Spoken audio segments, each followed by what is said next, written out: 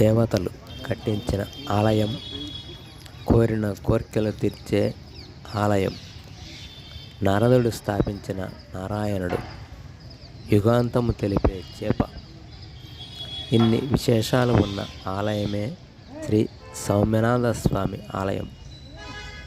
పిలిస్తే పలికే దైవంగా భక్తులచే నీరాజనాలు అందుకుంటున్న ఈ సౌమ్యనాథ స్వామి ఆలయం ఆంధ్రప్రదేశ్లోని ఉమ్మడి కడప జిల్లాలో నందలూరులో ఉంది. నారద మహర్షి కోరిక మేరకు బాహుదా నది తీరాన శ్రీ మహావిష్ణువు స్వయంభూగా వెలిశారని స్థల పురాణం చెబుతోంది. 7 అడుగుల ఎత్తుతో, 4 భుజాలతో, 2 చేతుల్లో శంకు చక్రాలతో, అభయ ముద్రతో స్వామివారు ఇక్కడ భక్తులకు దర్శనమిస్తారు. గర్భగుడి ముందు ఉన్న కళ్యాణ మండపం క్రింది భాగంలో సింహం తలలు చెక్కారు.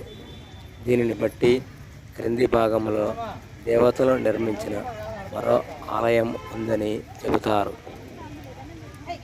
ఆలయంలో పైభాగాన చేప ఆకారాన్ని చెక్కారు. భవిష్యత్తులో ఈ ఆలయం వరద నీటితో మునిగిపోతుందని, అప్పుడు నీరు చేపను తాకిన వెంటనే ఆ చేపకు ప్రాణము వచ్చి నీటితో ఈదుతుందని, అప్పుడు కలియుగం అంతం అవుతుందని స్థల పురాణం చెబుతోంది. ఇదే విషయాన్ని శ్రీ పోతులూరు వీరబ్రహ్మేంద్ర స్వామివారు కూడా కాలజ్ఞానంలో చెప్పినట్టు చెబుతారు.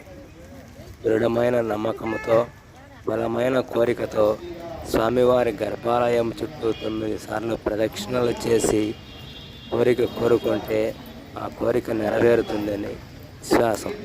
కోరిక నెరవేరిన తర్వాత 108 ప్రదక్షిణలు చేస్తారు. చోళ, పాండ్య, కాకతీయ, విజయ నగర రాజులు ఈ ఆలయాన్ని ఎంతో అభివృద్ధి చేశారు.